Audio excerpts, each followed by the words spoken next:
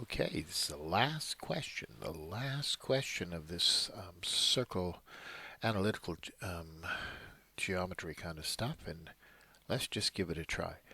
Um, we just this write down the coordinates of D. I actually did it at the end of the last video. You've got the equation. That means you've got something, a couple of things. You've got the center. D has to be 1 and 1. You're looking at the center. Whatever makes these 0 here is what the center of the circle is. The opposite of that, the opposite of, there it is. Hey, I know the radius too, because the radius squared is 2. I know that DE is root 2. Hey, that's pretty good because, they're asking me the length of AE. And I had to look at this a little bit, but I bet you there's more than one way to do this thing. But I know that AE is tangent to this radius, so that's 90 degrees. And when I have a 90-degree triangle, you see how I've outlined this in green here? It's time for Pythagoras.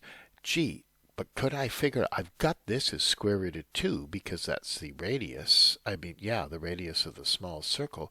How could I get AD? What? Oh, I've got 1 and 1. I've got minus 2 and 4. I could just put it in the distance formula and get AD squared. I think I could. So let's just do that. So I go 1 minus minus 2 squared plus 1 minus 4 squared. That's 3 squared and 3 squared. That's root 18. So AD is 3 root 2.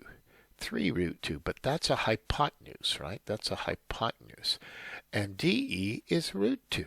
Well, then it's just, I'm looking for AE is the short side of a right-angled triangle. All I do is square the hypotenuse, 3 root 2 squared, minus the short side squared, root 2 squared.